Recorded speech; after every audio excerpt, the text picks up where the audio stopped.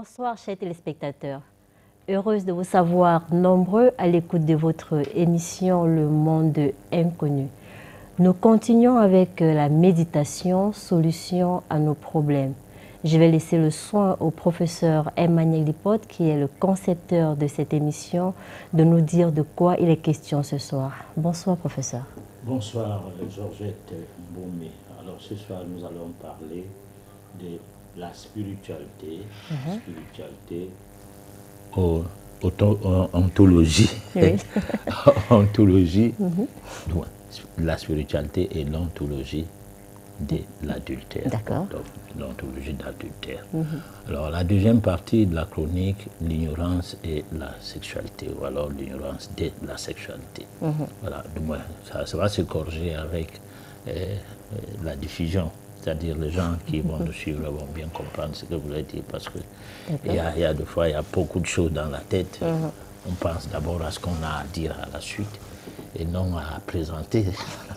Tu as pu présenter l'émission, voilà. D'accord. Installez-vous confortablement, voilà. Voici la première partie de la chronique. À tout de suite.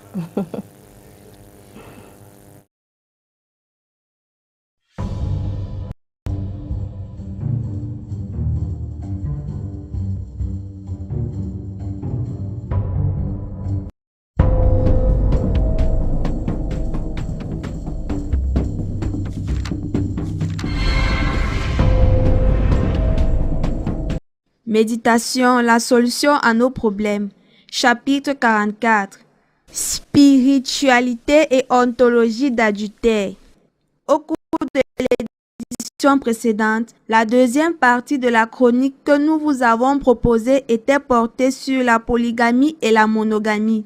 En étudiant studieusement la métaphysique de la sacralisation de mariage, le premier aspect ontologique que nous constatons est que la relation entre l'homme et la femme est un long fleuve plein d'embûches et de controverses.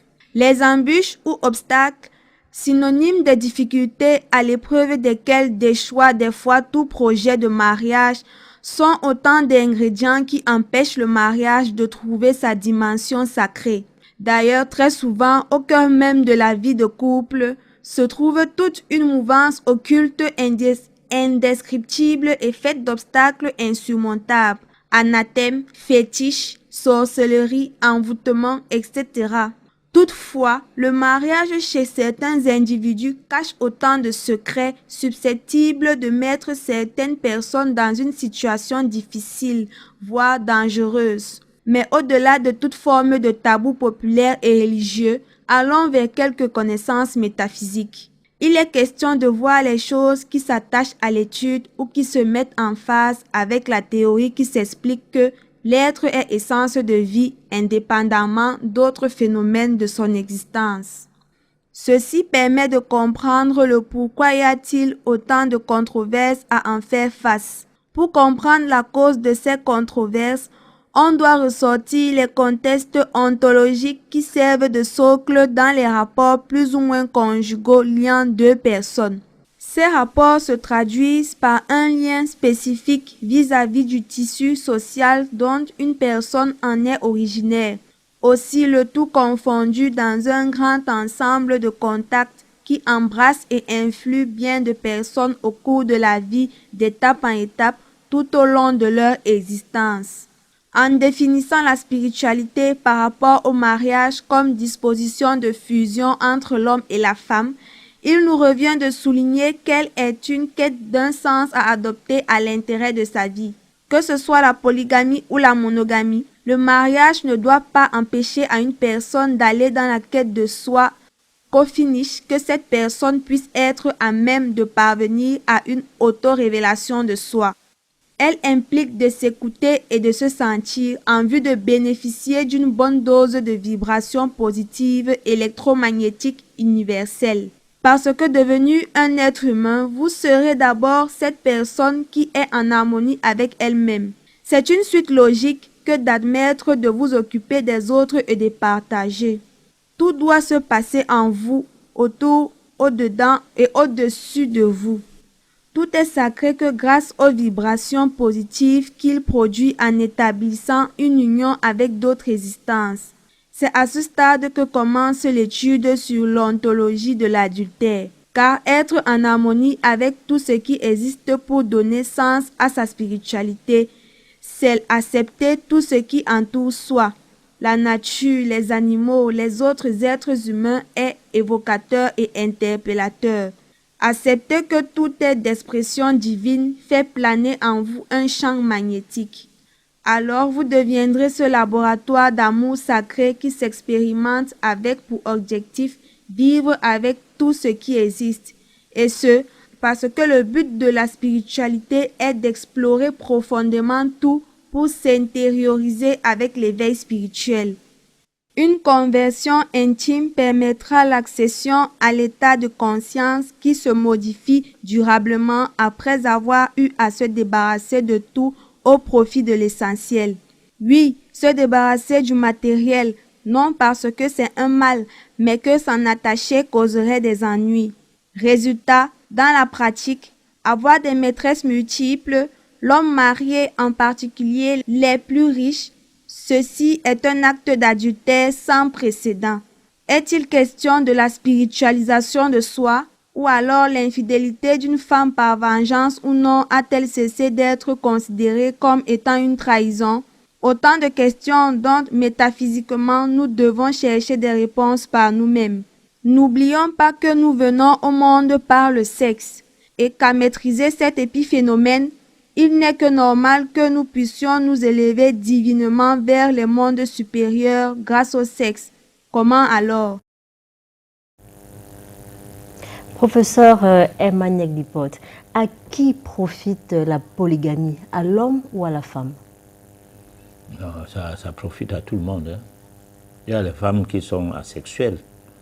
Donc tu te débrouilles avec d'autres épouses, ça ne l'embête pas. Hein. D'ailleurs, c'est elle-même qui vient avec une co-épouse. Donc ça profite tout le monde en fait. C'est parce que c'est ça qui est vieux comme régime matrimonial. Hein. La monogamie, c'est un régime matrimonial moderne. C'est-à-dire un modèle de régime qui permet à ce que chacun essaie de tirer la couverture de son côté. On ne peut pas être dans un lit à trois. Déjà, à deux, chacun tire la couverture. À trois, on va faire comment? Ça devient un peu compliqué. Bon, donc, ça profite tout le monde. Bon, maintenant, il y a des aspects égoïstes, soit du côté de l'homme. Il est, comment on peut appeler ça? Il est vorace, il veut être avec toutes les femmes, même les femmes de ses enfants, même les femmes de ses amis. Il drague tout le monde. Et ça devient comme une obsession. Bon. Et puis c'est comme ça qu'il fait divorcer les uns et les autres,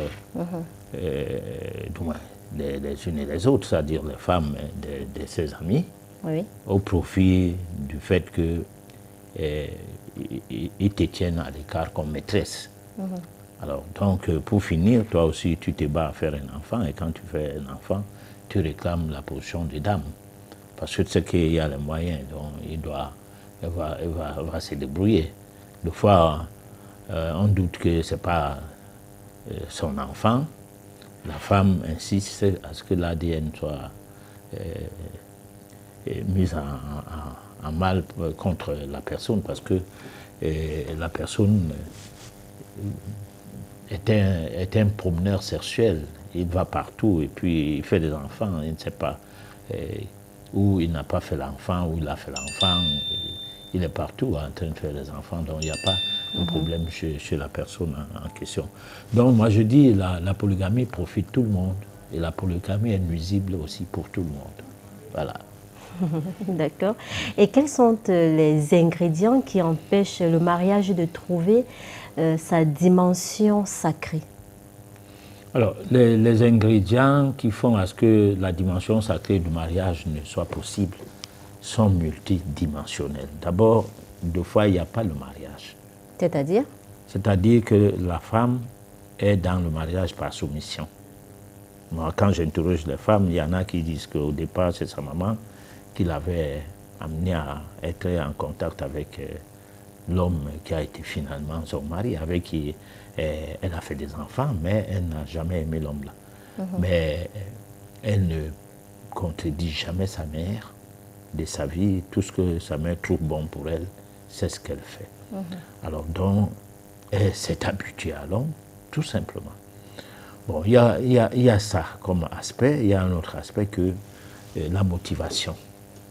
Alors, vous pouvez vous retrouver, une femme peut se retrouver en situation de couple avec un homme qui est un bon payeur, comme on appelle, comme on dit souvent, un bon payeur. Alors, il s'est donné des présents, c'est-à-dire des cadeaux. Me voici les présents à tout moment. Et puis, au-delà des présents, il est un monsieur malléable, c'est-à-dire il a la voiture, on l'amène partout, il devient chauffeur, il arrête son travail, il fait les courses pour madame. Et madame gronde dans la voiture que je t'ai dit de ne pas passer par là. Voilà comment on est embourbé ici maintenant dans l'embouteillage. Moi je suis pressé, bon, tu vois, tout ça. Et puis il ne rechigne pas, il est là comme si on l'a seulement envoûté. Oui. Alors donc, c'est des difficultés de conditions de vie du genre, les méthodes nouvelles et tout, un monde un peu porté sur le côté matériel. Le mariage a perdu complètement sa position de phénomène sacré. Bon. Et puis, on doit observer une chose au niveau du droit. Le seul contrat, pourtant solennel, dont on a le droit de mentir, c'est le contrat de mariage. Comment ça? La seule chose que tu ne peux pas mentir, c'est que tu ne peux pas mentir sur ton sexe. Mais tu peux dire à la femme que tu as des avions, tu as les bateaux, tu es tout le temps avec le président américain, tu t'arranges à monter une photo, et puis, ou bien une vidéo, que tu sais comment monter une vidéo qui est juste une falsification, une fascination, alors la femme va croire. Parce que ce qui entretient plus la femme, c'est le mensonge. Bon, si tu ne sais pas mentir, tu ne peux pas voir facilement la femme. Voilà. Donc c'est l'ensemble de tout ça. Professeur Emmanuel qui font en sorte que les femmes et les hommes, le monde a changé. Parce que l'homme, c'est un prédateur du sexe. Et la femme, c'est une calculatrice.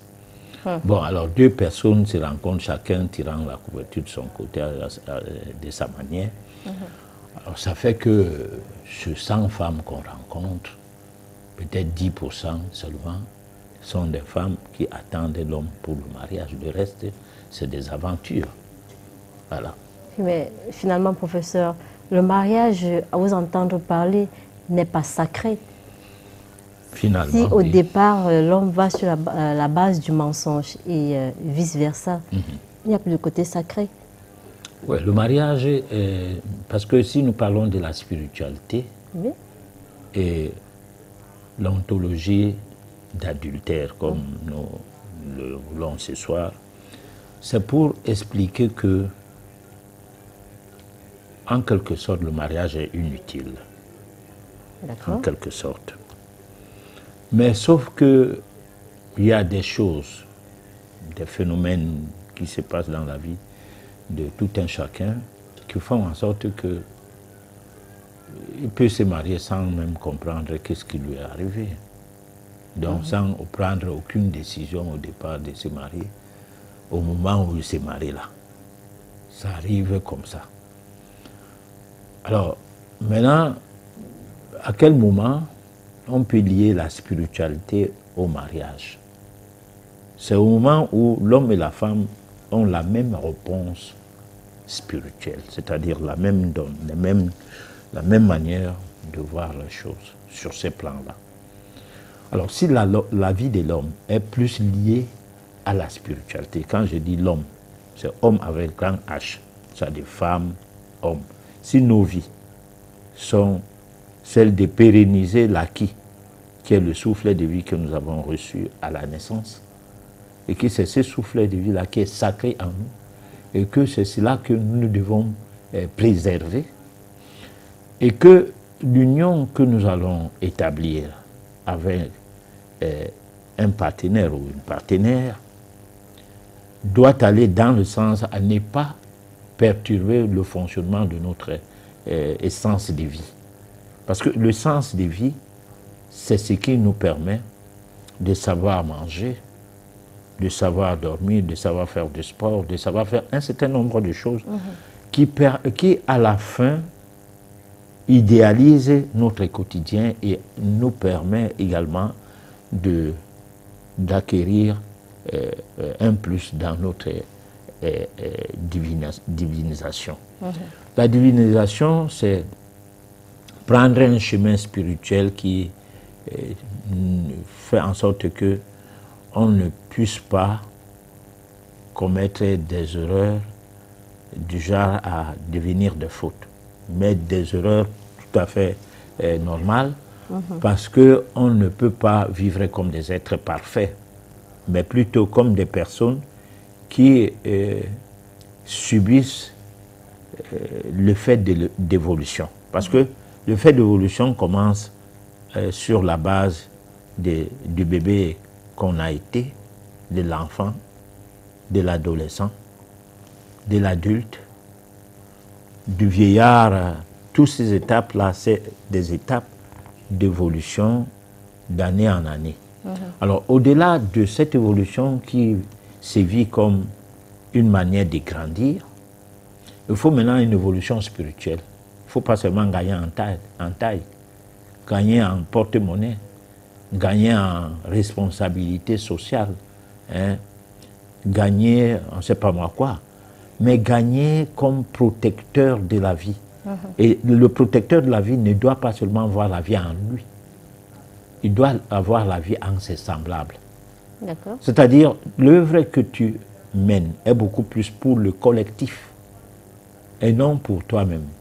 Ça veut dire que tu restes toute la journée à ne pas manger parce que tu es en train de travailler sur un dossier qui sera porteur pour beaucoup de gens qui vont suivre.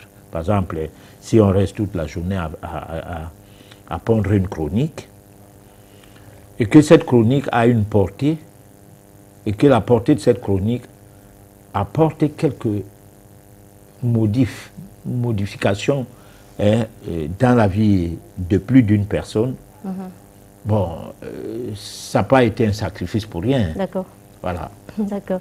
Mais professeur, je voudrais qu'on prenne un peu le cas de cette dame, voilà, qui voudrait bien signer monogamie, et d'ailleurs qui signe monogamie, et que quelques années après, son mari lui dise, bon voilà, je prends une deuxième femme. Il lui impose cela.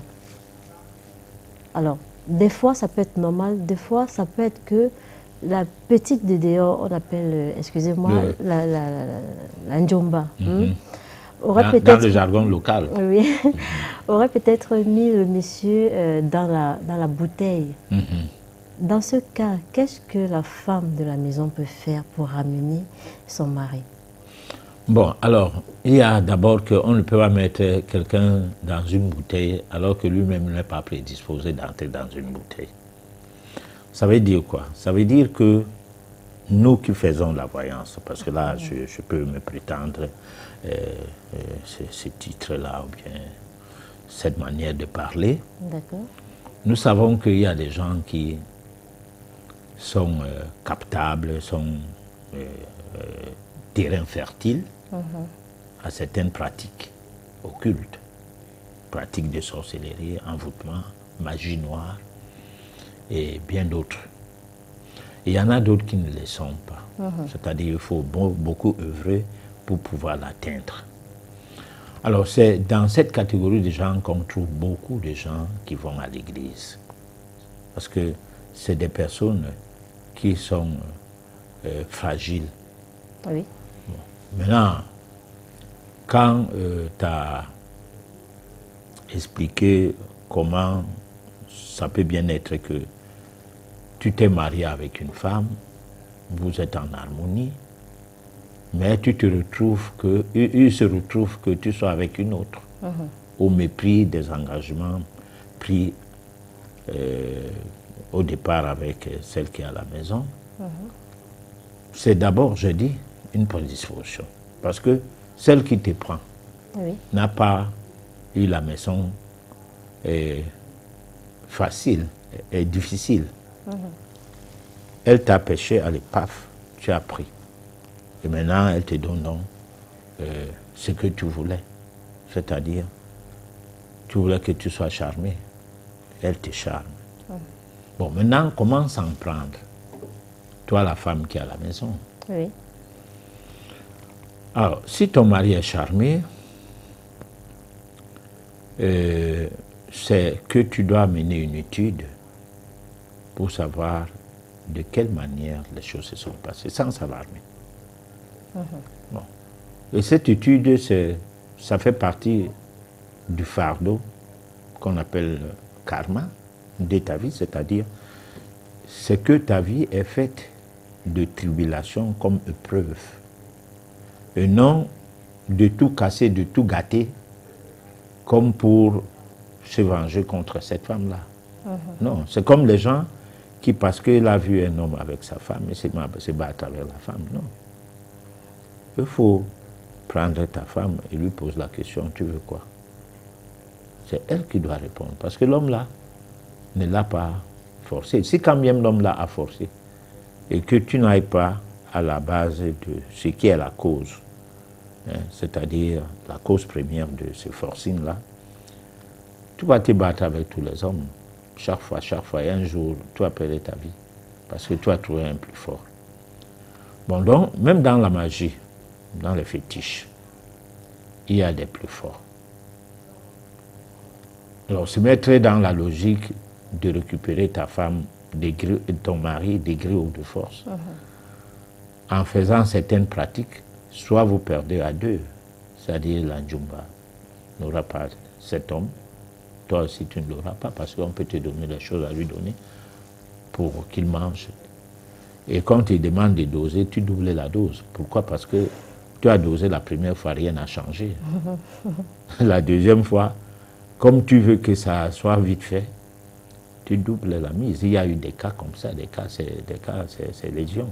C'est légion. Donc, moi je crois que c'est des épiphénomènes, c'est des choses de la vie.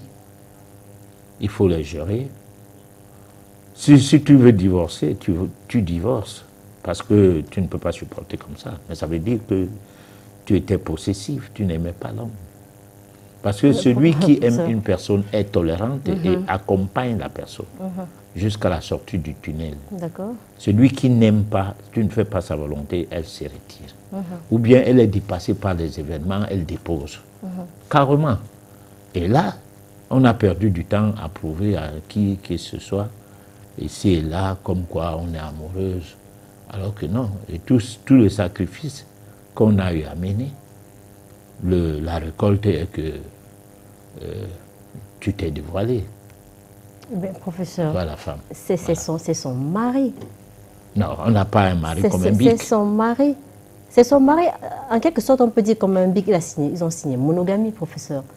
Maintenant, la petite Déole enferme d'arbre. Vous voulez qu'elle divorce comme ça, qu'elle ne fasse pas d'efforts? Le mari n'est pas un bic. Même le bic, de fois, tu le déposes quelque part, tu ne vois plus. C'est pas la possession, c'est quoi? C'est dire mon mari, mon homme, ma femme. C'est ça la possession. Une personne t'a accordé le crédit d'être avec elle. Du point de vue métaphysique, tu ne sais même pas ta mission, tu ne cherches pas à savoir la mission que tu as auprès de cet homme-là, vice-versa. Du point de vue métaphysique, les hommes ne savent pas quelles sont les missions qu'ils en ont. Et du point de vue métaphysique, le sexe n'existe pas du côté de l'âme. L'homme peut être un homme au cours de cette existence-là, l'existence future, la prochaine existence, il sera une femme. Parce que sa mission ne peut s'accomplir qu'en portant un sexe puisque tu ne peux pas naître ayant une mission à accomplir sans avoir un corps dans lequel tu habites. D'accord. Bon, alors, donc, lorsque tu vas rencontrer une femme qui te ruine, qui prend tous tes biens, tu commences à faire des bêtises comme quoi il faut la tuer. Mais tu t'enfonces dans ton karma. Cette femme-là n'est pas venue dans ta vie pour rien. C'est pour payer ton passé que tu as eu avec elle. C'est la même chose qu'une femme entre dans ta vie. Elle fait tout pour être seule. Elle ne peut pas. Parce que toi, tu étais un homme au cours de l'autre vie. Tu avais plein de femmes et tu le maltraitais. Et lui, il est né homme cette fois-ci, toi, une femme. Donc, il y a des choses, parce que nous sommes dans le monde inconnu dont nous parlons mystère. Il y a des mystères qui sont tels que on ne peut pas expliquer ça avec les concepts, surtout modernes. Parce que le premier régime matrimonial, c'est la polygamie. La monogamie, c'est un nouveau régime matrimonial. Bon, ça ne veut pas dire que dans notre langue, le mot monogame n'existe pas. En bassa, on dit moi, c'est-à-dire limite. Bon, beaucoup de femmes c'est-à-dire ça te remporte, ça t'amène jusqu'à, ça te renverse. Bon, donc c'est des mots qui existent dans nos traditions. Mais ce qui est vrai, c'est que c'est des mots qui sont par rapport à nos traditions. Je parlais des traditions régionales, parce qu'il y a la tradition mondiale, c'est que tout le monde est polygame, mondialement parlant. Ailleurs, on appelle les deuxièmes bureaux, les troisièmes bureaux, les maîtresses et tout. Bon, nous, on s'en fout, nous, on prend carrément une femme. Et puis même au Cameroun, c'est pas tout le monde. Au nord, on en prend autant qu'on peut. On profite que Allah a dit ça. Donc on a 4 femmes, au moins, au trop. Bon, c'est parce que c'est Allah qui a dit. Bon, à l'ouest, ça fait partie d'une hégémonie, d'une manière de prouver que tu es un homme. Alors, un peu au centre, au sud, ça se passe comme un petit désordre de nos jours, mais ça a été que l'homme avait toujours des femmes. Moi, j'ai connu mon grand-père qui avait et ses femmes, et les femmes de ses frères décédés. Oui, professeur, d'accord. Je vais aller dans votre sens. Imaginez un homme qui ait 4, 5, 6 femmes. Ils vivent en harmonie. Et que ce dernier soit toujours en train de chercher la cousine, la belle-sœur. En ce moment, il faut toujours pardonner et accepter. Bon, moi je dis dans la chronique que Lydie est-ce qu'à un moment de pouvoir parler... Daina a lu, j'ai précisé ceci. La vie spirituelle, c'est se ressentir. La vie spirituelle, c'est donner une dimension. On ne peut pas se donner une dimension quand on est déjà marié d'une femme. Déjà marié d'une femme. On a des difficultés du point de vue spirituel. À quelle forte raison marié à beaucoup de femmes?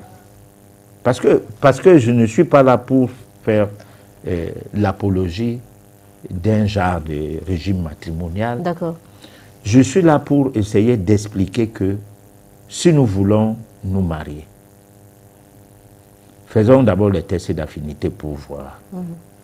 Si au moins, approximativement, parce qu'il n'y a rien de parfait dans tout ce que l'homme fait, mais si au moins approximativement, ça peut nous orienter.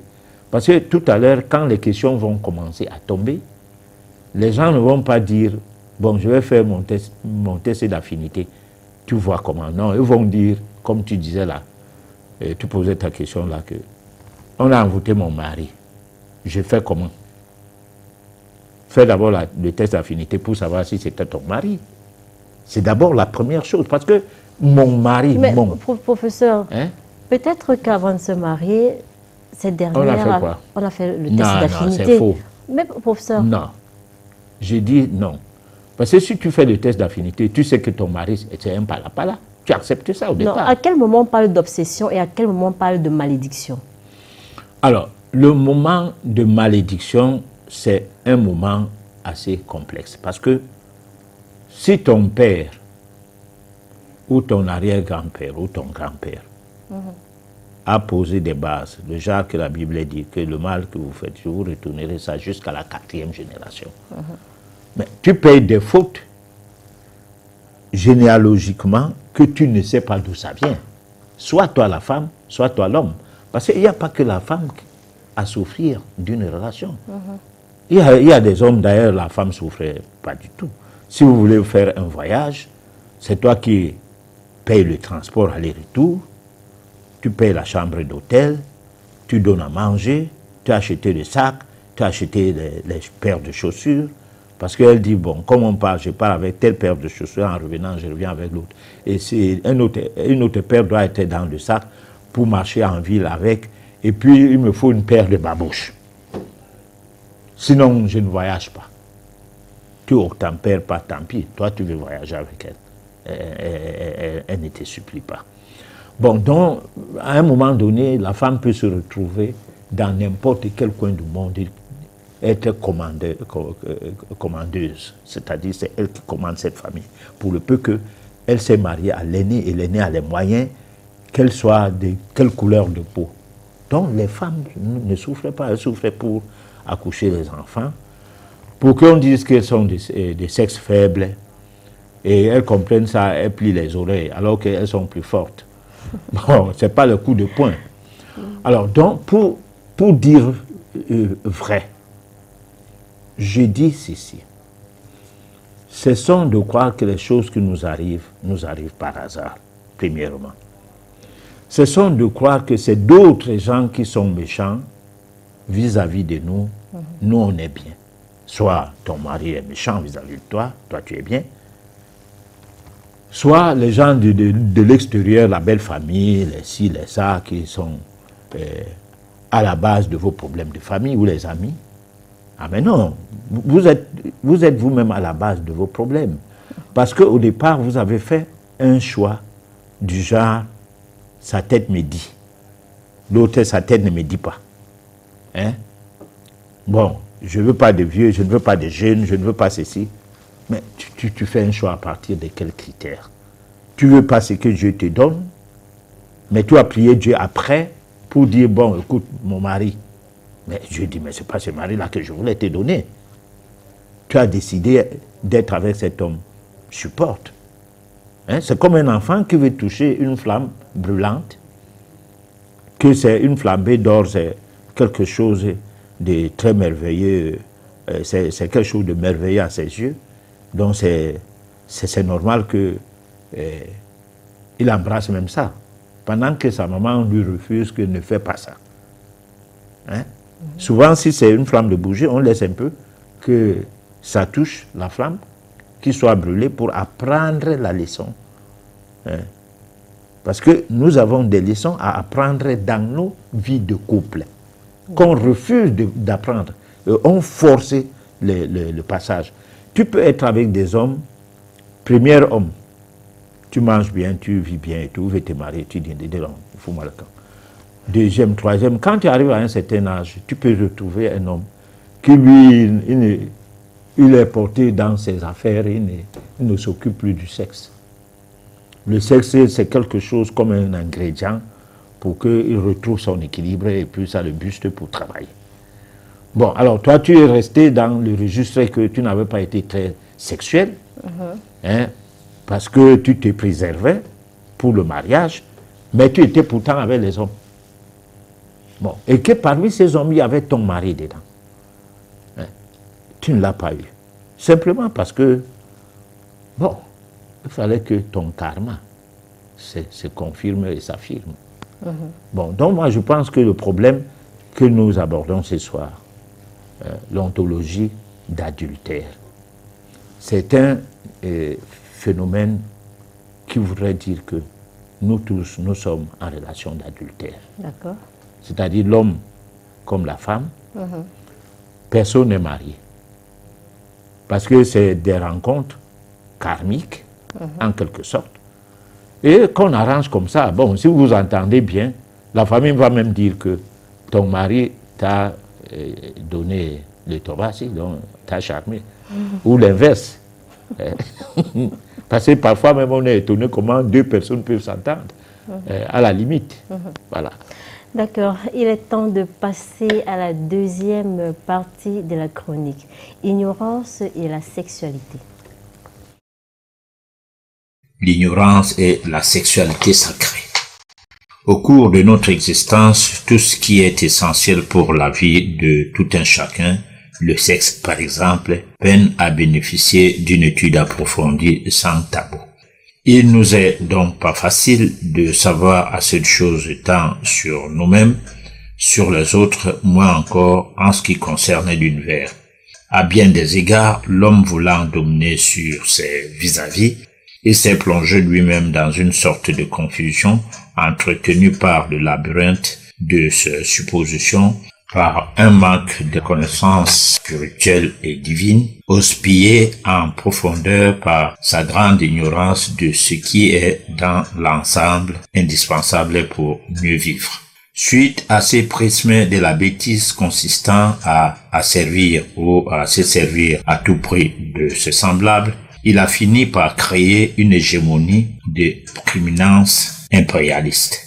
Celle-ci de cesse l'a embourbé et en est devenu un prédateur, un félin par excellence à l'égard des autres. Ceci l'a facilité la mise en place d'un système, celui de la domination de l'homme par l'homme. Grâce aux travaux issus de résultats de l'étude du fonctionnement du cerveau dans sa nature primaire et secondaire, le dit système a finalement permis au mieux l'atteinte des objectifs impérialistes de prédation. Résultat, le fait de mieux contenir les autres ou d'être au-dessus d'eux a fait de ceux hommes qui se sont organisés en de telles pensées de devenir des dignes prédateurs. Leurs expériences ne s'est pas arrêtées en si bon chemin. Dans tous les cas, ils ont parvenu à fonder des instruments de formatage de cerveau à travers toute la communauté humaine sous le label de la religion, l'école, la politique, etc. Dans la première partie de cette édition, étant donné que l'ignorance est la mère des péchés, s'agissant de la sexualité sacrée, nous nous sommes appesantis à déplorer le fait que les seigneurs de notre planète nous ont embourbés dans de faux concepts. Leurs ruses, les faisant manquer de sagesse, cela a donné naissance à une science sans âme dont la base de la connaissance de celle-ci a trouvé le meilleur de ses piliers dans l'ignorance. De quoi constater qu'il est le phénomène d'un système scolaire d'usinage du chômage pour la majorité des apprenants. D'ailleurs, particulièrement les apprenants des universités. Professeur Emmanuel Lipote, la sexualité sacrée, qu'est-ce que c'est exactement sur le plan métaphysique? Bon, alors la sexualité sacrée, c'est le premier jour que tu fais l'amour à quelqu'un qui t'est marié et vous restez tous les deux ensemble. Parce que l'union sexuelle, du moins la connivence sexuelle, le partage d'intimité, c'est ça qui rend le rapport sacré.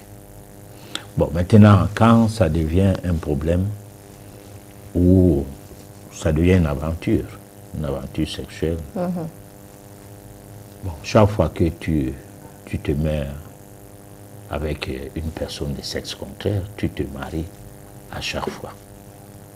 Donc, vous établissez une union sacrée. Peut-être si vous utilisez les préservatifs, non. Mais si vous ne les utilisez pas, c'est sacré, en quelque sorte. Et là, on se marie plusieurs fois au cours de sa vie. Même la femme? Mais attends, mais l'homme ne fait pas l'amour seul. Plusieurs, d'accord. On se marie plusieurs fois dans la vie. Et c'est cette manière de faire est en réponse avec, du moins, répond à ce que on est à la recherche de son âme sœur. Parfois, on est bien avec une personne aujourd'hui, demain, on quitte la personne pour une autre. Bon, on ne comprend pas trop qu'est-ce qui s'est passé. Deux fois même, on regrette de n'avoir pas supporté parce que Et il y a eu un petit clash, et puis on a décidé comme ça, d'un coup de tête, de ne plus être avec la personne. Donc, la sexualité sacrée, c'est tout du sexe qui part dans le sexe uniquement que par le sexe. Mais maintenant, quand le sexe prend une connotation commerciale, Oui. c'est-à-dire ce qu'on appelle les prostituées, peut-être en homosexuel, parce qu'il n'y a pas que les prostituées en sexe contraire, il y a des hommes qui se font enculer. Là, c'est une sexualité qui n'a pas de sens. Parce qu'en fait, on n'est pas dans le registre de là où doit fonctionner le sexe. On est dans un autre registre. Bon, on est sodomisé, ou on est comment, je ne sais pas, il y a des termes, c'est des termes que je ne maîtrise pas trop. Bon, mais on est quand même avec quelqu'un où on est épouse, mais malgré qu'on soit homme, l'autre est époux, malgré qu'il soit homme. Alors, donc là, c'est une banalité qu'on peut appeler, bon, en métaphysique, il n'y a pas le mot diable ni Satan, mais il y a le mot démon, une banalité démoniaque. D'accord. Voilà.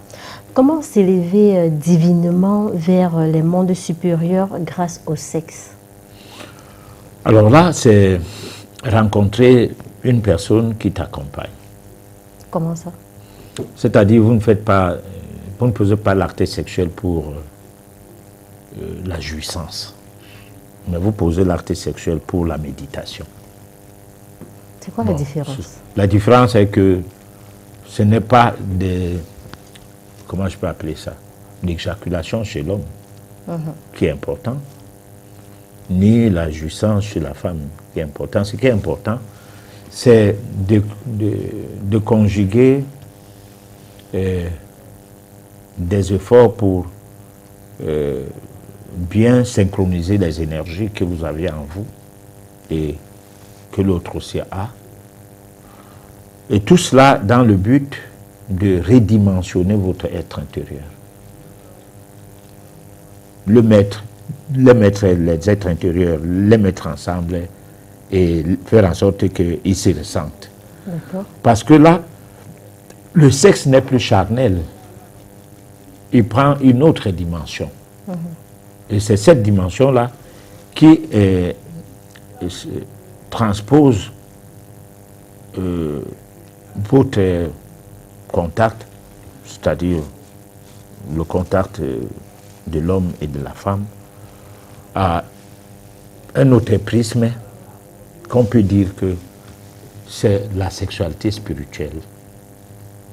Parce que là, vous ne faites pas un acte pour rien, vous ne posez pas, c'est pas animal, c'est divin.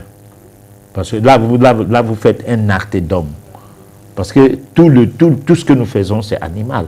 Les mêmes choses que tu fais, c'est les mêmes choses que les autres animaux font. C'est-à-dire, même le chimpanzé, même le chien, bon, peut-être avec sa méthode, le chat avec la sienne, le coq avec la sienne, mais c'est les mêmes choses. Dès que tu joues, alors tu quittes. Bon, on n'est plus sur ça. On peut même commencer à se quereller, alors que tout à l'heure, on était en train de gémir. Voilà. Ok. On va proposer à nos téléspectateurs la réflexion et on se retrouve juste après pour la suite de l'émission.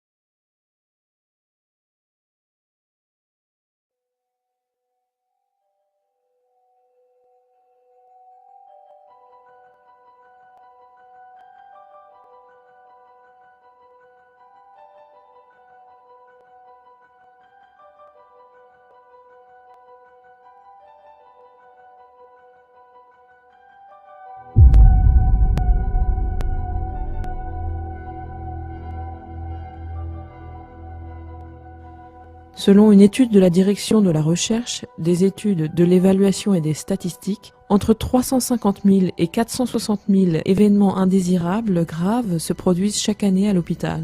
Ils sont essentiellement produits par des actes invasifs, médicaments, chirurgie, implants. On pourrait en éviter jusqu'à 190 000. On estime à 750 000 le nombre d'infections nosocomiales par an. 30% pourraient être évités. Un patient sur 10 rentrant à l'hôpital subit un événement indésirable lié aux soins.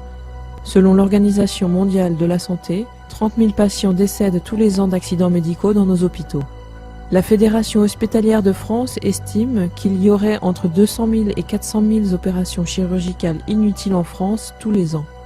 144 000 patients sont hospitalisés inutilement chaque année en raison des médicaments prescrits, selon l'Agence française de sécurité sanitaire des produits de santé. Les médicaments prescrits sur ordonnance tuent plus que les accidents de la route, la pneumonie ou le diabète. La plupart des effets secondaires sont pris pour de nouvelles maladies ou de nouveaux symptômes, aboutissant à l'administration de soins et de médicaments supplémentaires, ce qui augmente encore le risque de décès. Le coût des effets secondaires représente 79 milliards d'euros au sein de l'Union européenne. Il tue près de 200 000 Européens tous les ans. S'il y a autant de réactions négatives aux médicaments en France et en Europe, c'est en raison du nombre de médicaments consommés et prescrits.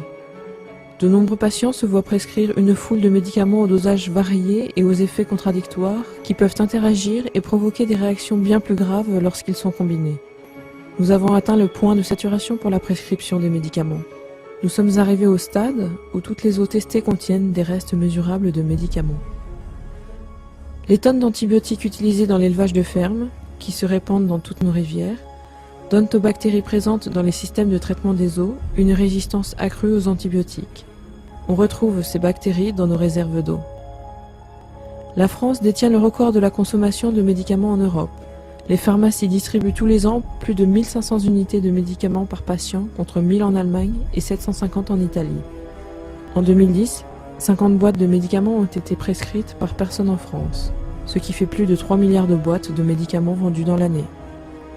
50% des Français âgés de plus de 65 ans prennent entre 1 et 4 médicaments chaque jour. 38% de ces Français prennent de 5 à 10 médicaments par jour. 1% de ces Français prennent plus de 10 médicaments différents par jour. Les médecins français prescrivent 4 fois plus que les médecins britanniques, irlandais, italiens ou grecs, et 6 fois plus que les Danois, les Belges et les Allemands, selon le chercheur Bertolt Wurmser, un expert européen sur les questions de santé. À âge égal, beaucoup de Français ont des problèmes de santé qu'ils n'avaient pas il y a 20 ans. Les maladies dégénératives sont de plus en plus répandues. L'incidence de plusieurs cancers a doublé. 12% des personnes âgées de 80 ans sont atteintes de démence sénile que l'on pourrait éviter. Nos personnes âgées sont assommées de médicaments et ne s'en portent pas mieux. Le système de santé en France privilégie le traitement de la maladie et non la prévention. Si l'on en juge par les seules dépenses de santé, la France devrait être le pays où l'on vit le plus longtemps en bonne santé. Mais ce n'est pas le cas. Le pire, c'est que nous savons pourquoi. Le système de santé ne traite que les maladies. Cette politique est liée aux stratégies de marketing ultra sophistiquées des grands laboratoires pharmaceutiques. La fraude, autant chez les patients que les prescripteurs, et par l'industrie pharmaceutique elle-même. Les prescriptions systématiques et erronées. Les procédures médicales et les hospitalisations inutiles. La médecine moderne ne s'occupe plus de la santé. C'est une industrie mercantile de la maladie qui ne peut survivre que si des millions de personnes deviennent malades et le reste. C'est une industrie qui refuse de prendre en compte des aspects vitaux de la santé comme le fait que le stress affaiblit le système immunitaire, ou que la nourriture industrielle, le tabac, l'excès de calories et le manque d'exercice sont des causes directes de la maladie, ou encore que le contact avec des milliers de toxines présentes dans notre environnement et dans notre alimentation ont un lien direct avec nos maladies. On nous dit de faire attention au soleil, mais de plus en plus de personnes meurent chaque année de cancer en raison de manque d'exposition au soleil. Le marketing mensonger a changé nos habitudes alimentaires. Les consommateurs se sont massivement tournés vers les produits alimentaires industriels ou mauvais pour la santé. Tant que nous ne changerons pas l'orientation de notre système de santé, rien ne changera. Nous devons mener une vie plus saine, faire plus d'exercice et adopter des régimes alimentaires adaptés à nos systèmes immunitaires. Nous devrions combattre la maladie, la prévenir et éviter au maximum tous les dommages collatéraux pour les patients. Mais une analyse attentive et objective des faits montre que ce n'est pas le cas. Il est temps d'arrêter de bombarder notre organisme de médicaments et d'aller chercher une bonne santé en vivant de manière saine et équilibrée. Le temps est venu de reprendre le contrôle sur notre santé.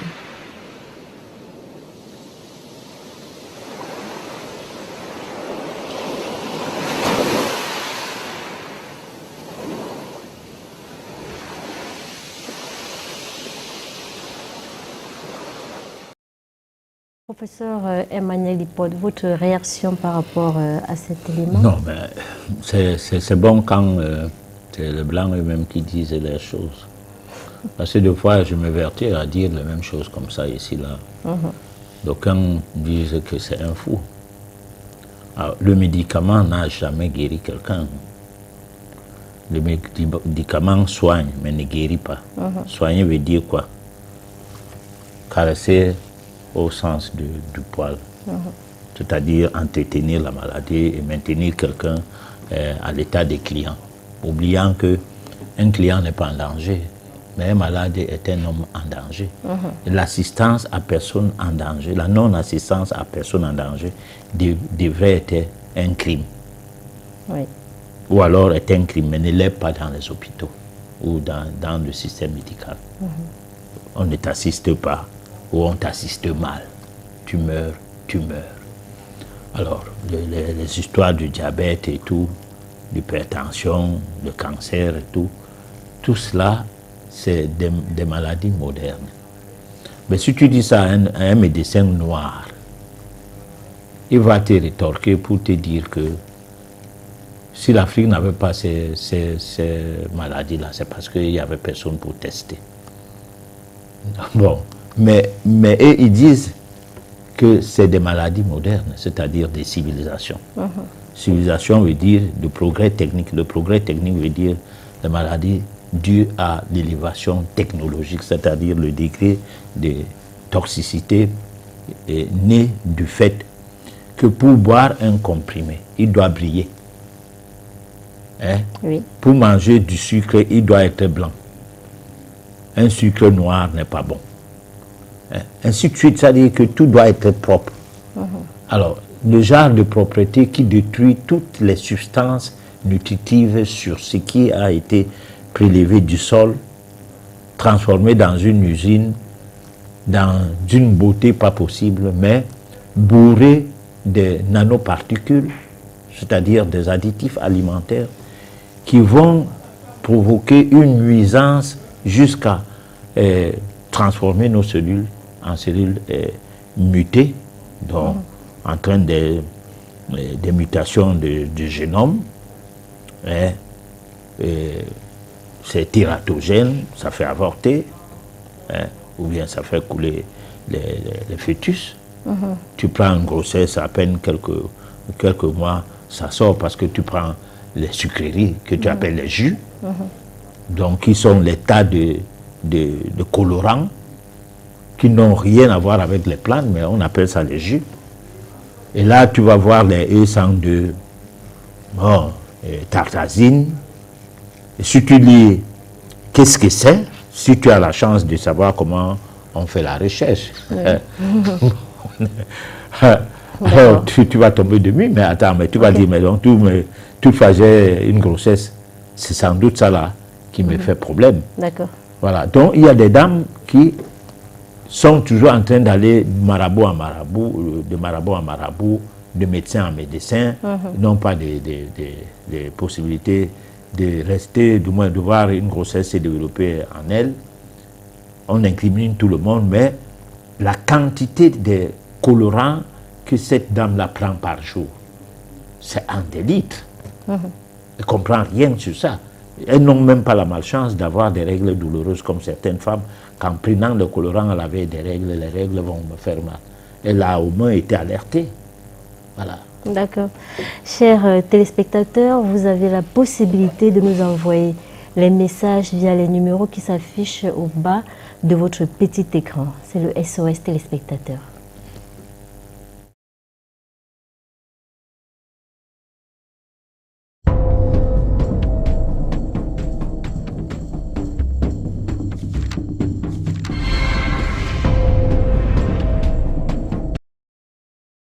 Bonsoir, patriarche, s'il vous plaît. Comment je peux faire pour ramener mon mari? C'est quoi le retour d'affection? Bon, tu n'es pas au sujet, mon frère, ma soeur.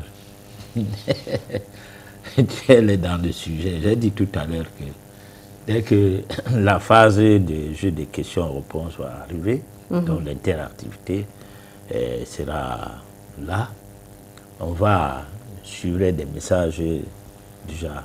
Première chose, il faut savoir si c'est ton mari. Pour le savoir, il faut faire une étude d'affinité.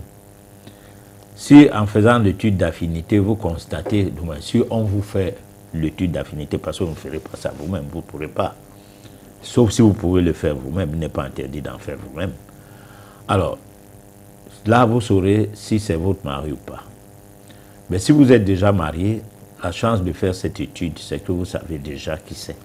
Vous connaissez ses hauts et ses bas, qui sont naturels. Parce qu'il y a des gens qui ont des tempéraments, une personnalité d'un genre, le côté sentimental, tu sais déjà qui c'est, parce que ça, cette étude essaie d'élaborer tous ces aspects.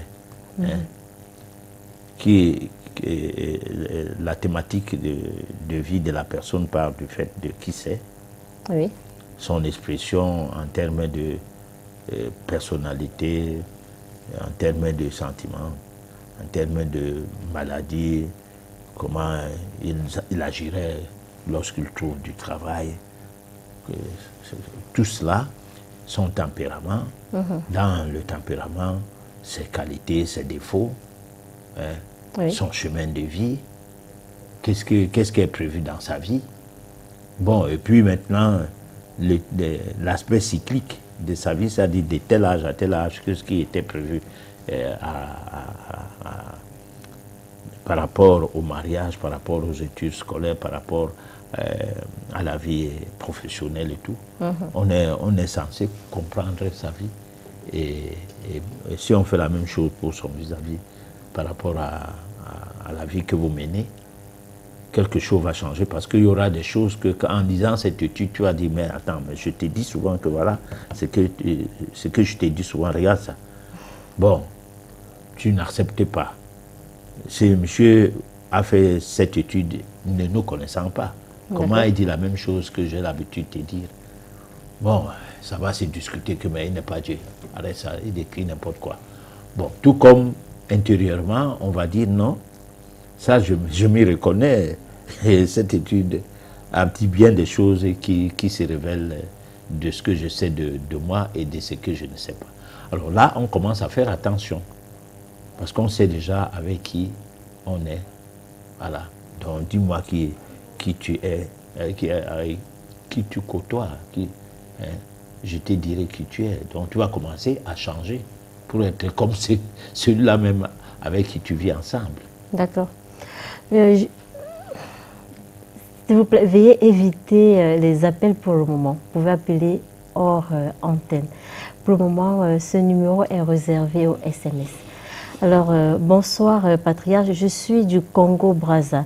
Ma question, comment savoir que c'est ton âme sœur? Non, on ne peut pas le savoir.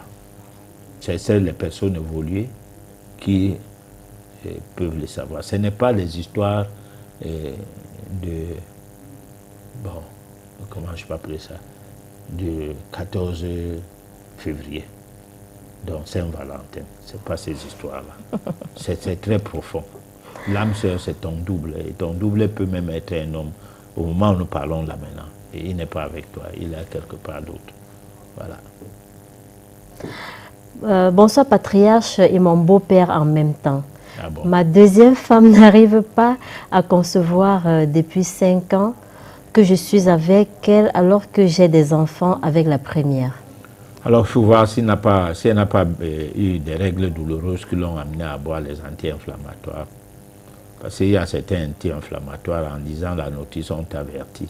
À partir de la notice, on dit mise en garde, précaution et mise en garde. C'est écrit comme ça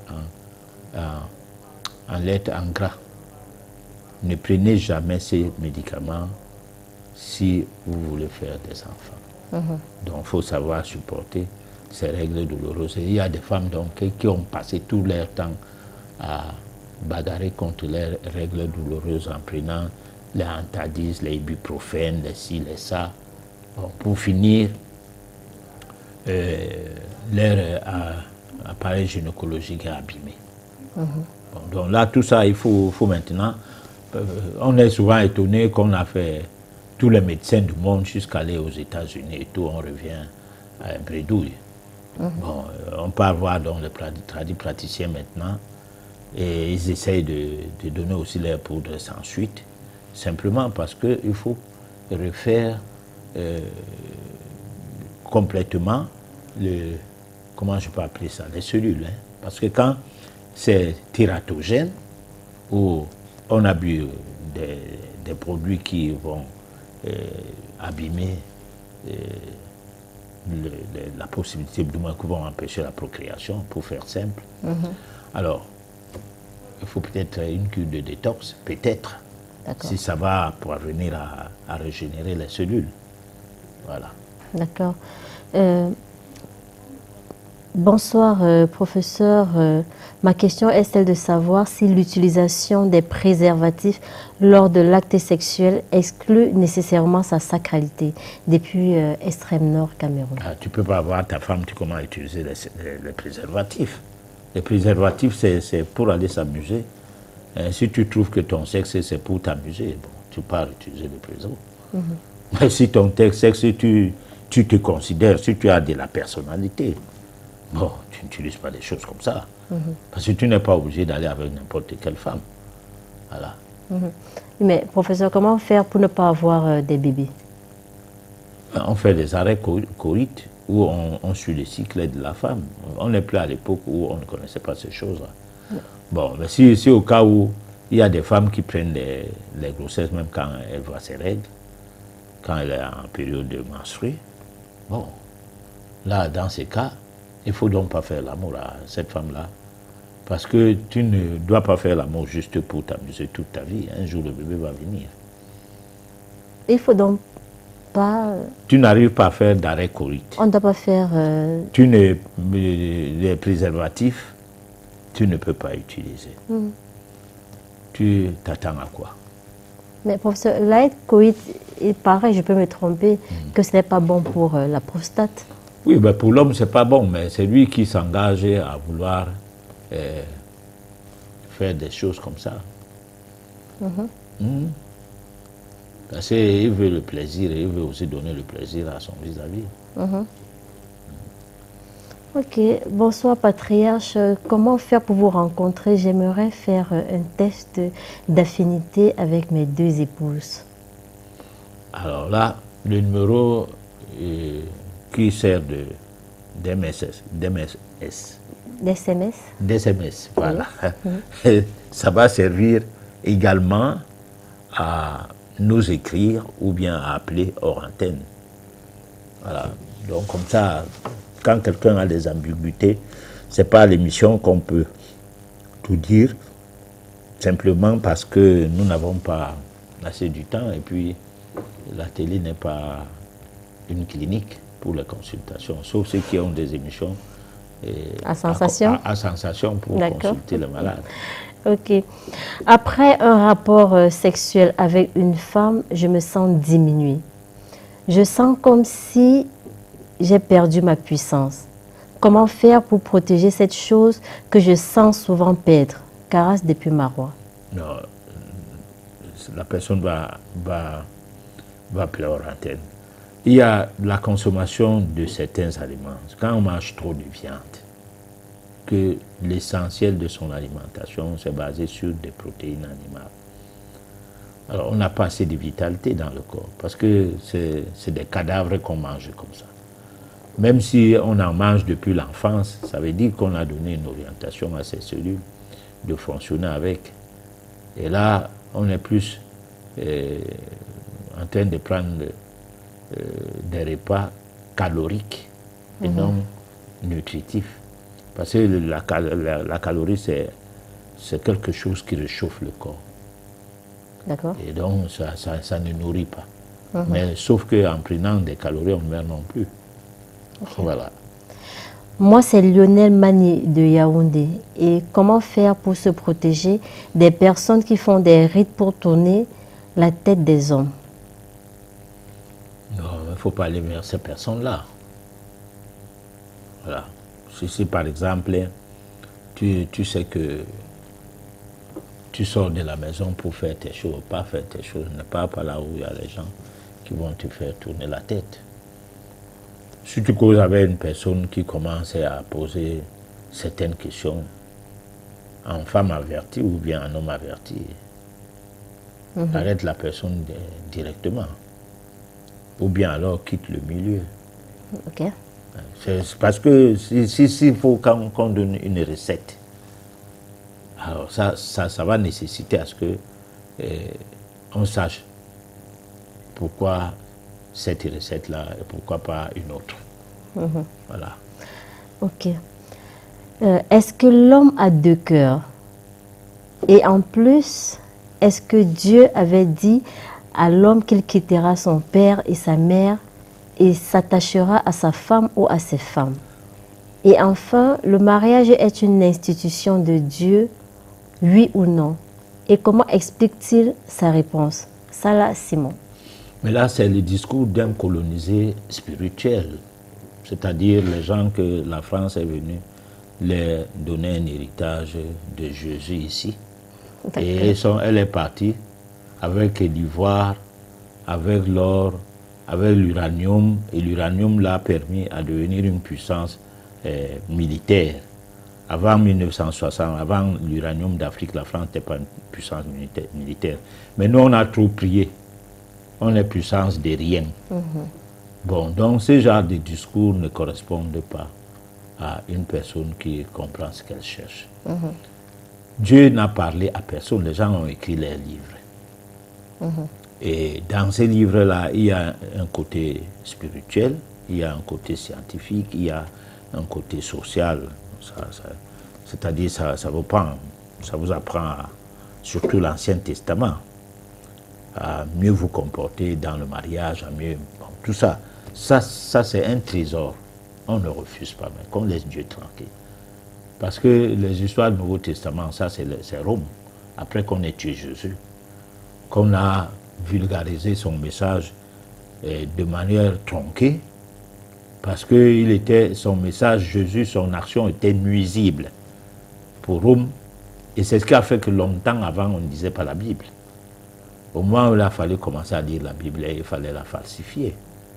Bon, on a enlevé certains livrets de la Bible parce que ces livrets sont nuisibles. Par exemple, l'évangile de la paix, la personne qui m'écrit là ne sait même pas qu'il existait un livre comme ça et qui faisait partie de la Bible. Bon, donc il y a plein de livres comme ça. Si tu peux avoir, n'a jamais lu Ecclésiastique. Mais il y a des Bibles aujourd'hui qui en ont toujours. En dehors des Bibles qui n'en ont pas, comme du second. Donc, moi, je veux des gens qui sont objectifs. C'est pour cette raison que lorsqu'on appelle un imam dans un débat initiatique, Oui. on appelle un pasteur dans un débat initiatique. Chacun tire la couverture de son côté et dimanche, il appelle aux gens que vous m'avez suivi l'autre jour, ou bien il dit aux gens, je suis invité à telle émission, suivez-moi. Alors, qu'est-ce qu'il va dire? Il va prêcher. Bon, il n'est pas dans le sujet. Nous, on est dans le sujet. Est-ce que le mariage est sacré? Si oui, il est sacré comment? Les gens s'aiment. Ils sont même mariés. Et le côté spirituel, comment tu vas, par exemple, prier, l'autre prie. Il prie, toi tu pries que ton travail marche. Ta femme prie que il faut qu'elle se coiffe. Hein? Quel argent pour sa parure, parce qu'il y a de la nouveauté maintenant et tout. D'accord. Bon, alors donc c'est des prières diligentées vers des aspects égoïstes. Hein? On prie Dieu comme pour lui rappeler que tu m'as créé, alors comment? Hein? Il fallait bien m'écrire. Moi, je suis fatigué de souffrir.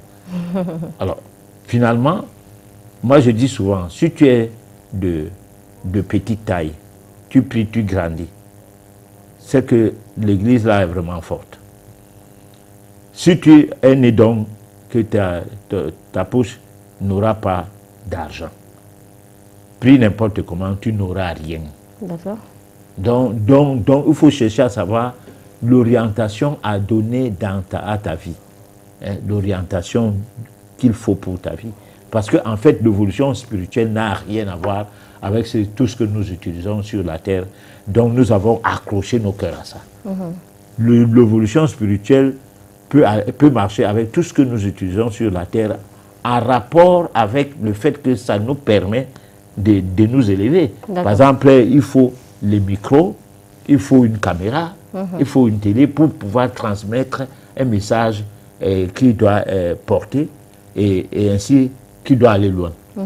Bon, donc on ne peut pas dire que le matériel ne sert à rien. Non, le matériel est nuisible pour les gens qui croient que c'est le matériel qui fait l'homme. C'est comme les gens longtemps en Afrique, on a bluffé les Africains en disant allez à l'école pour devenir quelqu'un. Les gens finissent l'école avec la licence, d'autres avec un doctorat, et il est bensikiner, donc il est sur la moto. D'accord. Alors finalement, ce que l'école a pu lui donner, c'est la moto.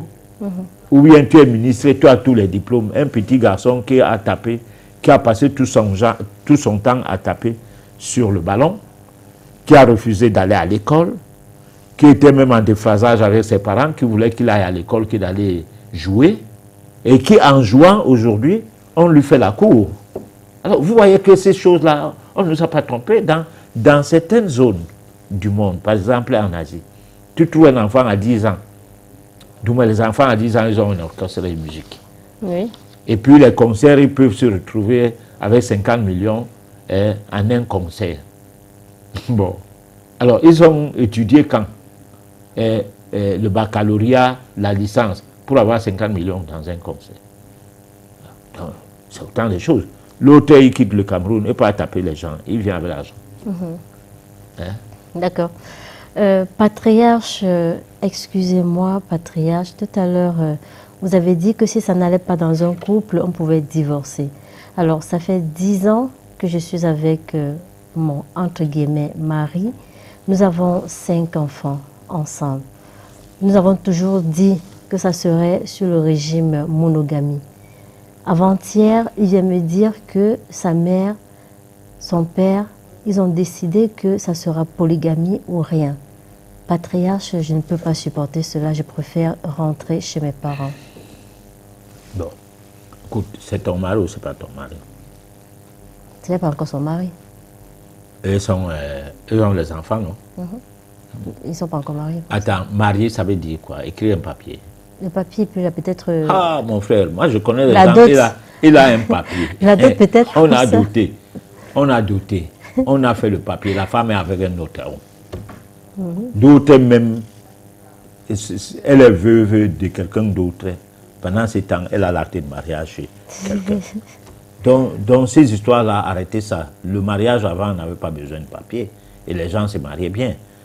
Le mariage avant était une histoire où les parents mariaient les enfants. C'est ce monsieur qui m'a écrit, ou la dame qui m'a écrit de la Bible là tout à l'heure. Dans Ecclésiastique, je ne sais plus, chapitre quoi, machin, c'est écrit marie ta fille.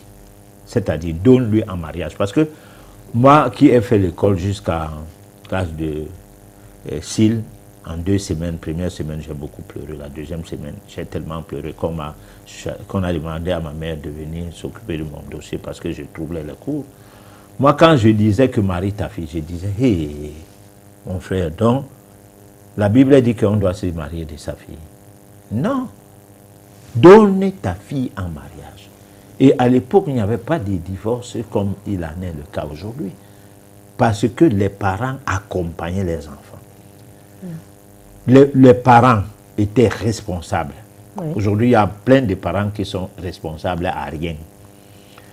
Sa femme, sa fille d'abord, lui rappelle d'abord que moi, je ne veux pas que tu te mixes de mes choses. D'une part. Mais d'autre part, même si elle ne veut pas, tu dois de temps en temps visiter et revisiter les recoins qui permettent à ce que tu l'assumes la protection. Bon. Alors, maintenant, si une personne par là-bas prend un bandit qui va détourner ses biens, hein, oui. qui va même risquer de te tuer.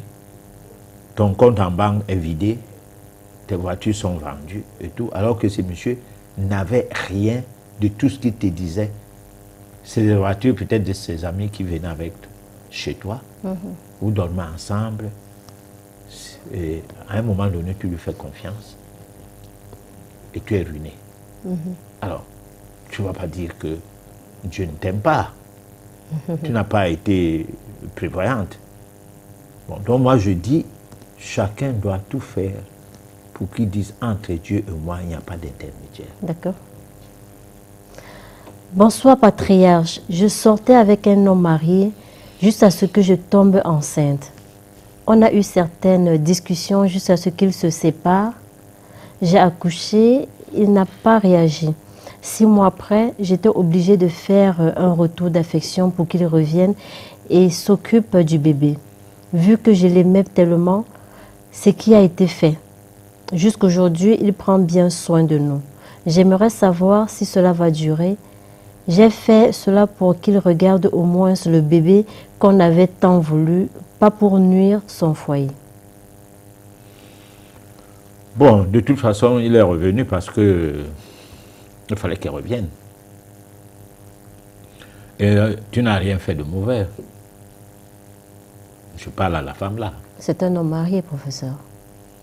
Non. Qu'est-ce que ça veut dire un homme marié? Parce que je ne comprends pas. Est-ce que depuis qu'on parle là aujourd'hui, nous sommes dans le registre métaphysique ou bien on est dans une émission de canal du genre, je ne sais pas moi, comment je peux appeler ça, des émissions classiques. Hein? Bon, donc on s'occupe des trucs de la société. Comme on peut prendre un sociologue, on prend un médecin, on prend ceci, on engage le débat sur un thème, on écrit une petite phrase en bas de l'écran. Non, on est dans une émission où on dit ce qui t'arrive est nécessaire pour ton évolution. C'est ce qu'on dit aujourd'hui. Et tu es marié. C'est un titre foncier. Attends, il y a un titre foncier que l'autre a eu. Donc le partage de ces terrains-là n'est pas possible. C'est un titre foncier. C'est un titre foncier, professeur. De qui? De Dieu ou bien des hommes? Ce n'est pas un titre foncier. Puisque le divorce est, alors pourquoi? Mais il n'a pas divorcé. Non, mais attends. L'autre est marié.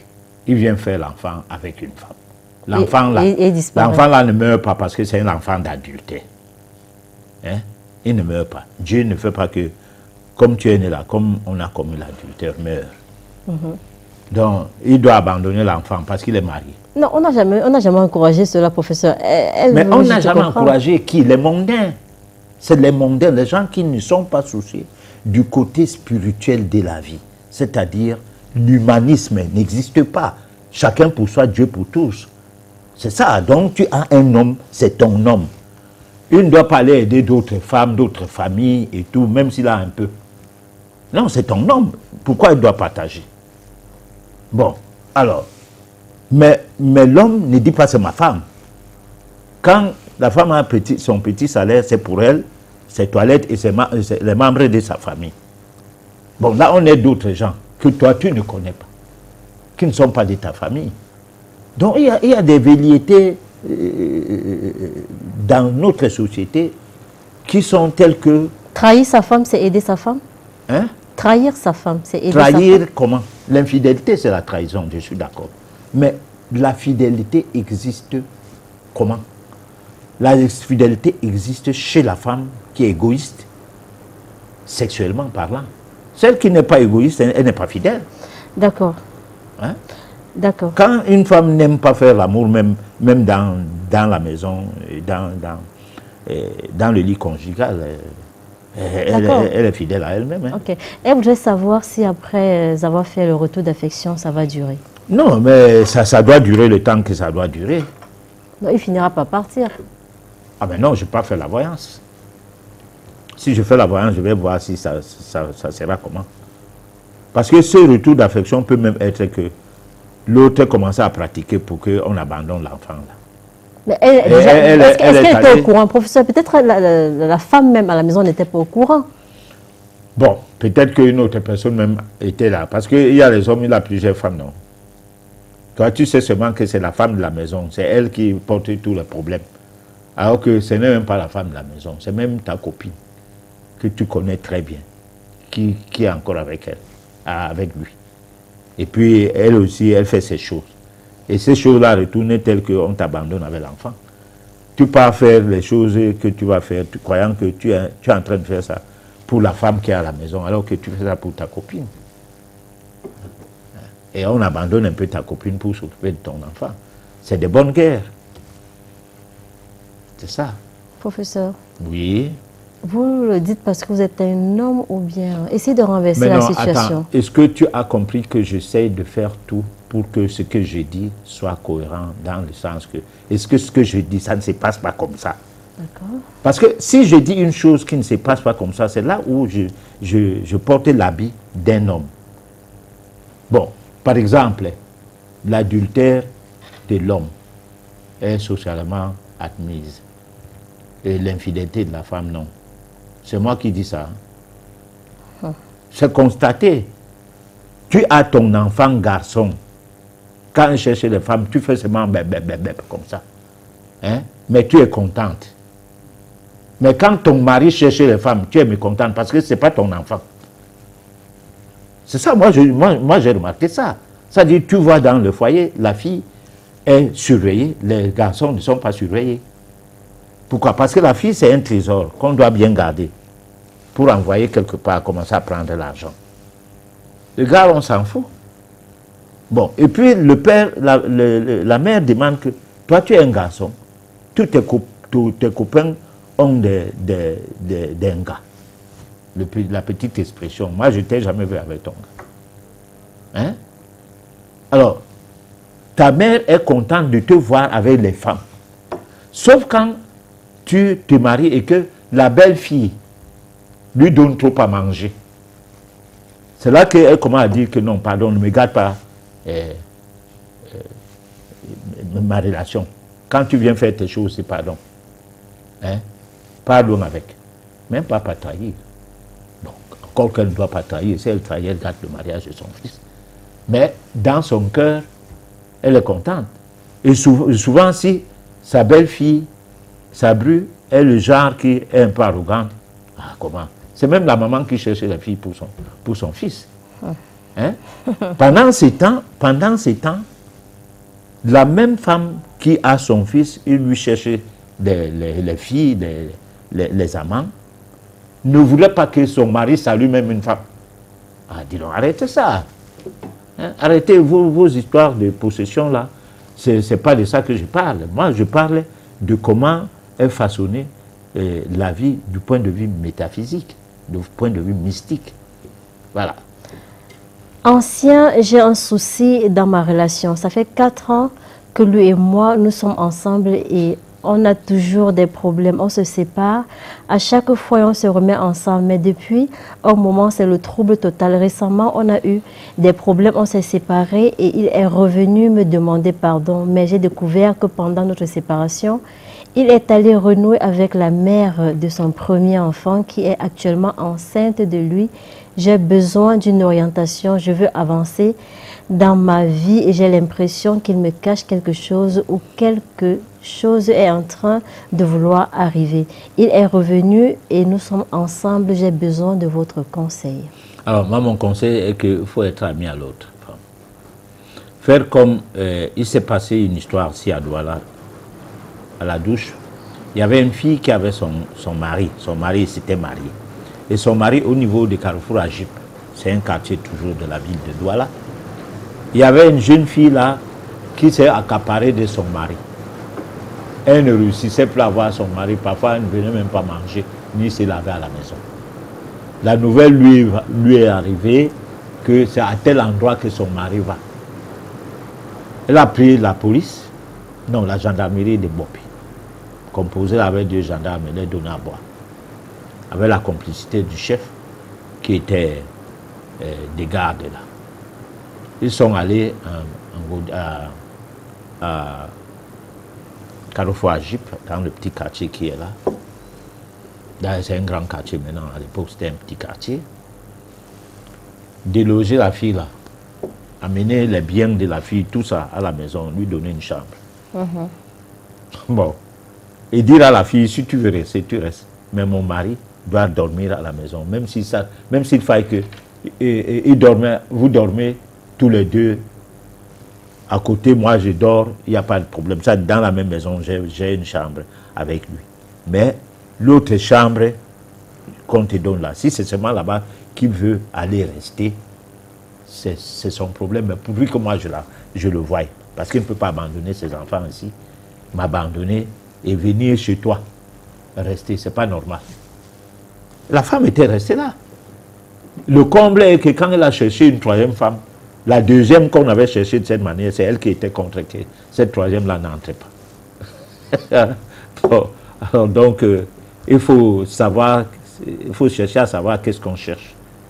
Si tu veux un mariage à toi seul, bon, il faut quitter le mariage, ne te plains pas. Et il ne faut pas regretter, parce que le sort que ta vie te réserve, tu ne le connaîtras pas dans les décisions que tu prends par rapport au mondanisme. C'est-à-dire parce qu'aujourd'hui, on n'est plus ceci, on n'est pas cela, donc je ne peux pas être ceci ou cela. Tu auras récolté ce que tu auras sémé. Voilà. Est-ce que faire l'amour avec plusieurs partenaires rend puissant ou pas? Ça dépend des hommes. Il y a des hommes que s'ils font l'amour avec une seule partenaire, ils ne bandent plus bien. Donc ça dépend. Il y a des gens en une journée, bon, ils peuvent faire l'amour à trois femmes. Mais ils ne peuvent pas faire l'amour à une femme 2-3 fois. Mais pour ça, sur le plan métaphysique. J'ai expliqué ça dans la chronique, que métaphysiquement, tout ça, c'est une perte du temps.